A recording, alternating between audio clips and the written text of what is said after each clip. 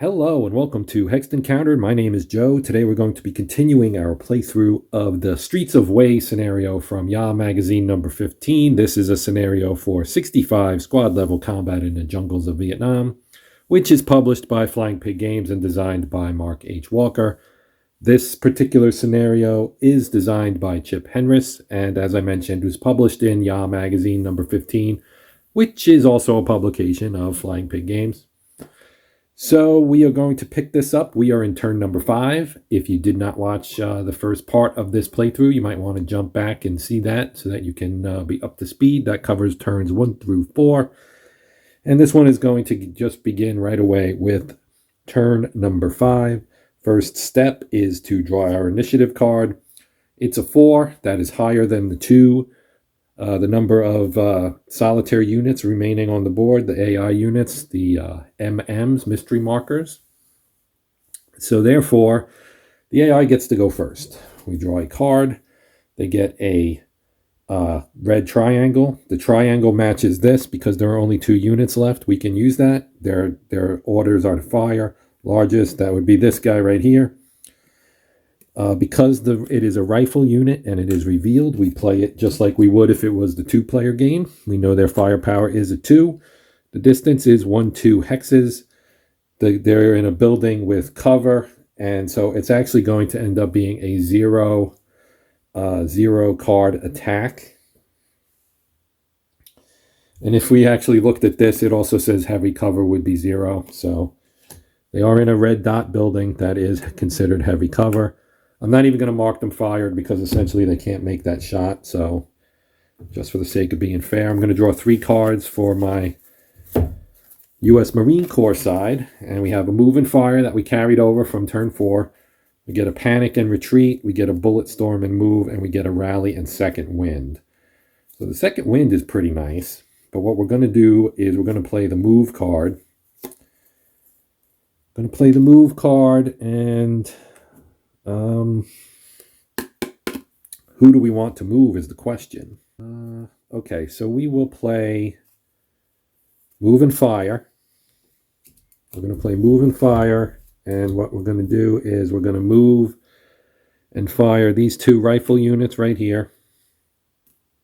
So we'll go 1, 2, they have to stop here. Now they're going to fire. They have 6 firepower. The distance is 1, 2, 3, 4. This degrades line of sight, but it does not block it. They are attacking this shaken rifle, VC rifle unit inside that building. This is a black dot building, so not great cover. So it's a distance of 4, which gives us no benefit on HE fire, and no negatives either. They get a -1 from the building, so that knocks it down to a 5. So we will draw 5 cards. 1, 2, 3, 4, 5. It will take 2 hits to eliminate that unit. That is a miss and an end turn, so that's our first end turn. That is a hit, and that is a hit. I'm going to put the other 2 cards back because these 2 hits will kill that unit. It takes 2 end turn cards to end the turn. I'm going to mark these guys as ops complete for having done the move and fire. This guy is now eliminated. And they are basically down to 1 unit, and it's pretty much a done deal that the Marines are going to win this scenario. So we go back to the solitaire side. They're down to 1 unit. We again get a triangle. We again get a fire. Again, it's going to end up being the same thing, and they're not going to be able to fire. And for heavy cover on the AI card, which we're not supposed to use anyway, but it still says no damage. So let's go back to the humans here. We get another move and fire. We get reinforcements. We're going to move. We're going to move, and we are going to move both these guys. We're going to move them up 1. That costs 2, so that's as far as they can go. We're going to put a moved on there. Since they only moved 1 hex, the rules say that they're not eligible for opportunity fire. I'm going to pull it anyway because I feel like they should be in this case. And we do get op fire. So they do get op fire, which I feel it should be right. These guys should get a shot in this situation. They moved up adjacent as well. So, and adjacent might mean that they get op fire anyway. So what we've got here is we have this rifle squad, firepower of 2. They are adjacent, so that gives them a +1. So they're going to have 3 cards. Their cover, they're in the building as well, so that I believe gets you a 2. So they're going to get 1 card. 1 card. And we draw the card, and it is a hit. It is a hit. So they are going to shake the rifle squad because you always target the unit before you would target a hero. So we'll do that. And they are moved. And these guys are fired. And that's actually the only unit they can actually activate anyway. So we get another move and fire. We also get a rally. I'm not really down with using the rally, to be honest with you. I'm going to play this for another card. So you can throw the reinforcements out, draw another card. So I'm going to do that. Now we get fire with power. And I'm going to play the second wind card. And remove the moved from rock. Just in case I can somehow get something where I can recover that rifle squad back to unshaken without using an ops complete, which bloodlust that would be. So that would allow me to actually assault them, which is what I want to do. So they're going to draw a card, even though they can't do anything, just in case there's a random event in here, maybe. But there isn't. So we'll draw another card for the Marines. They get a fire and move, so we will use the move. And we'll start moving some other units up. These guys will, they're going to move up 1. And I'll put a moved marker on them. Back to the solitaire. It again says fire for defensive. It's the wrong shape anyway. Draw for the, so we get punji sticks and claymore. I'm actually going to discard this so I can draw another card next turn.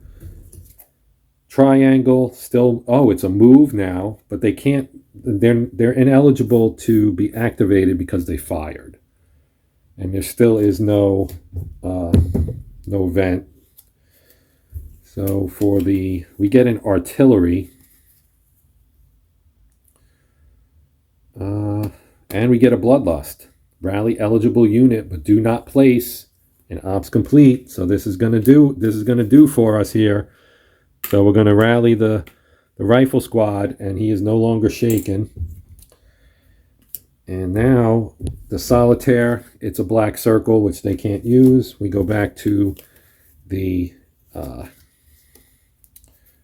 we go back here. We get another bloodlust card, actually, but I'm going to play this fast move. And what I'm going to use it for is I'm going to use it to assault with rifle and rock. They're going to assault this, and this might be the game right here. So we'll just move all these markers off so we can see what we've got. So we have 5 against 2. So I'm going to draw 5 cards for the Marines. 1, 2, 3, 4, 5. 2 cards for the NVA. We'll do the NVA first. That is a hit. That is also a hit. So they inflict 2 hits on the Marines. Now let's see. It's going to be kind of miraculous if they don't take the 3 hits needed here. Well, I guess maybe not miraculous. That's a hit. That's a hit. 1 more will kill them. That's a hit. That's the game. That is all she wrote. These 3 cards will kill this unit. That is their last unit. The game is over. This ended up being a whole lot shorter than I thought it was going to be, to be honest. So I'm sorry about that. I thought this would be at least like a half hour or so. Instead, it turned out to be really, really quick. Both these guys would end up shaken. and ops complete. I mean, I'll throw that on there just because, why not? They're both shaken. They're both ops complete. That is the end of it. We killed every unit. So that is 5 rifle squads, 2 RPDs, one. Actually, no, I'm sorry. It was 4 rifle squads. So that's 8. 2 RPDs brings it to 12. The sappers are 14, and the rifle squad is 16. And that is, as they say, all she wrote. So, just to kind of go back over what, this is the final piece of Flying Pig February. It is obviously this is as I mentioned, a much shorter finale than I had envisioned it being, and I'm a little bit bummed that it worked out this way. But by the same token, it's been a lot of fun. I mean, it was kind of hectic for me to try and get all of this in this month. I played. I started with Platoon Commander Deluxe, the Battle of Kursk, and we did, I think, 3 videos on that. And then I did Armageddon War, and I believe I did 3 videos on that. And then we did Night of Man, and now we've done 65. This Yaah scenario. We also did take a look at the Yaah magazine itself. So that is this magazine right here. I did allow the viewers to kind of vote on what they wanted me to do from in here. I gave them 3 choices. We had the main game in here, The Caucasus Burning, by Greg Porter, who's also the designer of Armageddon War, which was excellent in my opinion. That is an excellent game. Choice 2 was Aracore 44 for Platoon Commander, which I'm going to play it, and I may do it for video. Obviously not for Flying Pig February, as that is now coming to a close. But I definitely do want to play this, and like I said, I may do it for video because I really like this game as well. And then the old school battles, old school tactical.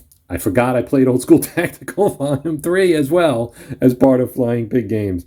So yeah, we did Platoon Commander, we did Armageddon War, we did Old School Tactical, we did Night of Man, and now we've done this 65 squad battle scenario from Yaah magazine. Previous to Flying Pig February, I also did several videos, I believe 5 in total, on 65 because I really like this game.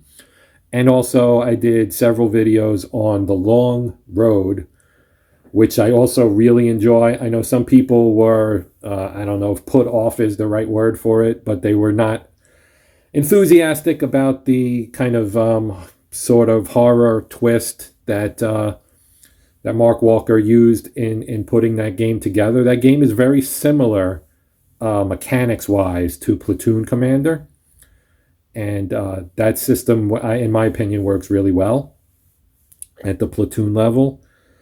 And, so there's a twist to it with, some supernatural forces, some zombies, some werewolves, some vampires. There's a witch.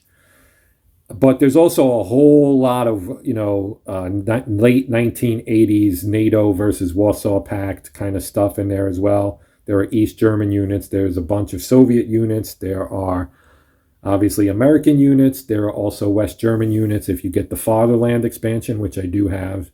There's, I think, 5 maps maybe in that game.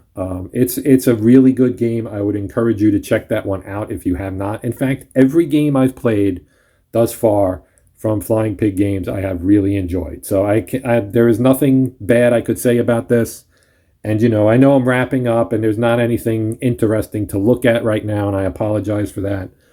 But, this has kind of turned into a wrap-up of the whole Flying Pig February event. I've done several themed months. I did Tanktoberfest back in October of last year. I did January in January of this year, which was all aerial games. And now this month I did Flying Pig February. March is not going to have a theme. I have a bunch of games that I picked up, that were new releases that came out in, January and February that I have not played yet. And I will be getting to that. So we'll have things like Archie's War, Aces of Valor, The Old Breed, maybe Inferno, and maybe a few other things too that I'm just like drawing a blank on at the moment. But I have a bunch of new stuff that I want to play. And some of that will get to the table. There's also some video game stuff that I want to play. I have a Second Front campaign going on that I did one video on so far, and I kind of shelved it because of, needing the time to do this Flying Pig February. I wanted to do these games justice because of how much I love them. And so, I am going to get back to that Second Front campaign, which is actually around the Battle of Kursk, ironically, which was the first game I did from Platoon Commander as part of Flying Pig February. So I will get back to that. There's also some other stuff, video game-wise, I'd like to play. There's also the sports stuff that I did not do any of in February.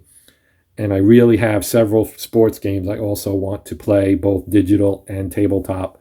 And I'm going to do my best to get at least one sports game on the channel this month. I know the people watching this are probably war game guys and they don't really care about sports games, but I do have a decent number of my subscribers are sports guys and would probably be interested in seeing some more sports content. So there will be some of that as well, I hope. I'm not even sure what I'll do next. I'll look it over. I'm tempted to do The Old Breed from Band of Brothers only because it's a tactical game and I'm in such a tactical, I don't want to say rut because it's like the opposite of a rut. It's like on a roll. I'm on a tactical roll is how I would put it, where I'm playing tactical games. I love tactical games. Ironically, when I started wargaming a long time ago and at the risk of kind of, going off on a tangent here, I will just say that when I first started wargaming back in the 80s when I was a teenager, I really did a lot of strategic stuff. My favorite game was Rise and Decline of the Third Reich. I played a lot of that game. So I played a lot of top level, high up kind of strategic type things and a lot of sports games. But in terms of where I am at now, I really love these tactical games. And a lot of that is down to the stuff that Mark Walker has done, both with Lock and Load in the old days and with Flying Pig and Tiny Battle in the current days, because I played a lot of his games. And I also like The Last 100 Yards. I don't want to give that short shrift. I do have the second edition or second printing, I guess, of that coming hopefully soon. It was on the P500, but maybe I was so far down the list that I didn't get it early enough, but hopefully that's coming as well. So that may hit in March as well. I'm not sure where I'm going to be in March. I have some ideas, but I don't have anything concrete set up that I want to share with anybody and get anybody's hopes up or anything. There will be war game content. I am not sure what it will be. As I mentioned, Archie's War, Aces of Valor, the old breed. What else? Carrier Battles, Philippine Sea. I have that. I also have Inferno. And, the whole Levian campaign series, that's probably worthy of a month-long series of its own, as is, Volko's other series, the Coin series, Counterinsurgency. So there could be a Volko month in there somewhere with Levian campaign, maybe in April. I was thinking maybe April for that, where I would play Nevsky, Almoravid, and Inferno, all three of those in 1 month. That's kind of another monumental task. Those are not lightweight games. I don't think they're incredibly overly complicated, but they're, they require a different mindset than playing, squad battles or something. So I'm going to wrap it up. I've kind of rambled on for 10 minutes or so here. I do appreciate you guys sticking with me. I hope you enjoyed Flying Pig February as much as I did. I really enjoyed it. Let me throw one last plug in. By the time you see this, it's probably Kickstarter time for 85 Graveyard of Empires, which is the sequel to 65 and is, in my opinion, probably going to be a really kick-ass game, and I'm really looking forward to it. And I'm hoping I can be one of the early bidders, or early backers rather, to maybe get it for free, because I know Mark has said that if you are one of the first, you might get the game for free. So I'll try. I've tried before and I missed out, but I'll try again. So for now, I am going to wrap it up. Thank you as always for watching. I really appreciate it. Please consider liking, sharing, and or subscribing if you are already a subscriber. Thank you very much for your support. And until next time, my name is Joe. This has been Hexed Encountered, and I always hope that you get some happy gaming.